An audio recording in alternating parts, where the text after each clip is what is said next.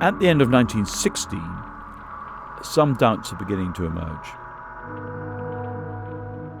The Somme isn't, after all, the great success the people hoped it was. And when the Russian Revolution breaks out in 1917, many other countries are fearful both of war weariness and of the possibility that that will result in revolution. By 1918, most people on the British and French side reckon the important thing is to wait for the Americans to come. The United States has had an ambivalent love affair with Europe since its birth. Millions of Americans were refugees from the miserable treatment they had from their own countries in Europe. Why should they fight Europe's war? The real reason why the United States went into the war was because it was in her fundamental strategic and economic interest to do so. The entry of the United States to the First World War is one of those decisive points. The most immediate effect is financial. The second is maritime. What brought the United States into the war was Germany's declaration of submarine warfare. And what the United States contributes is large numbers of destroyers to act as escorts for the convoys, which will actually enable the defeat of unrestricted U-boat warfare. The third element is the creation of a mass American army. Substantially above 1 million, close to 2 million men by the end of the war, there to plug the holes in the French and the British lines, and they were huge, those holes.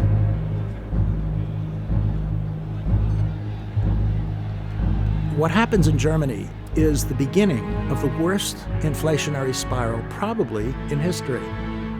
You simply had to break the law to stay alive. Internal unrest? They ran out of petrol. Strikes? They ran out of food. Sympathies for the Bolsheviks? There are even reports that when German units broke through British lines, they stopped to eat the British rations. Desire even for revolution within Germany. August 8th is the Black Day of the German army. The Allied forces are successful with a breakthrough through the German line. Between 50 and 100,000 men surrendered. And from then on, it's becoming clear within a few weeks that Germany has to enter negotiations for a truce and then settle the war. At the beginning of October, it is the German army that initiates the armistice negotiations. But that is only the armistice that affects Germany on the Western Front.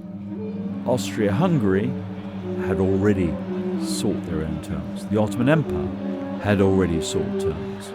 And so the war ends at different times in different places.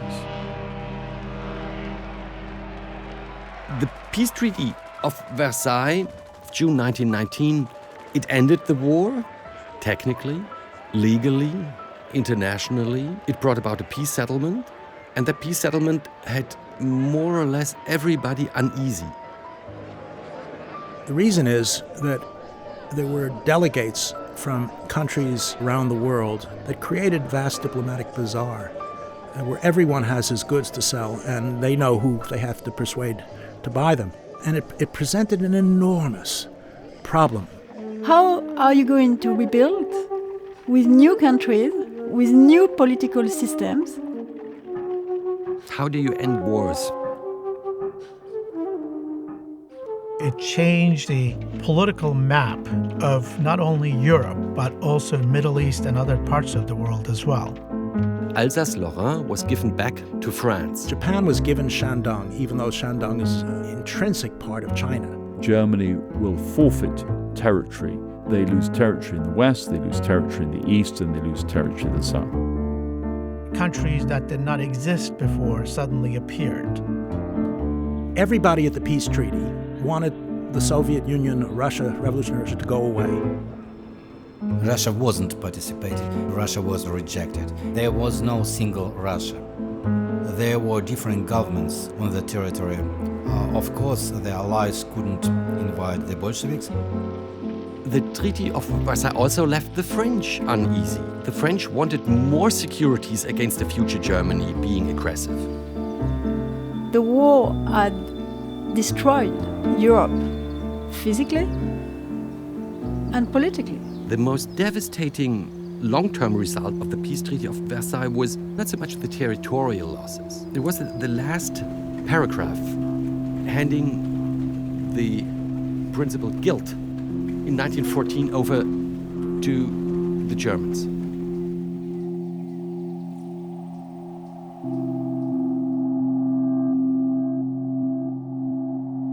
The treaty was a colossal failure because it was so unfair. It was a colossal failure because the reparations that were asked of Germany were so unreasonable. The result was a complete mess. Italy won the war in the end, but it emerged psychologically as a loser.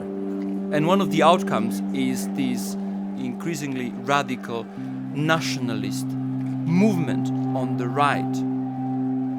Ottomans were not part of the Treaty of Versailles, but what ended up happening is because their side lost the war, the Ottoman Empire itself disappeared. In a Russian case, war very much influenced the situation of the civil war. People were trained in brutality. Brutality was legitimized as a political tool.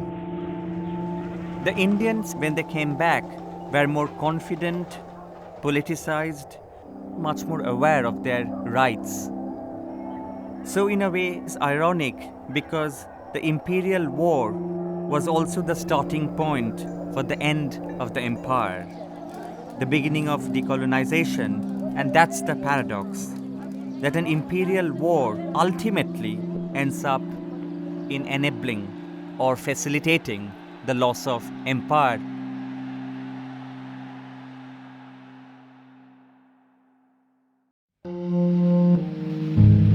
They shall grow not old, as we that are left grow old.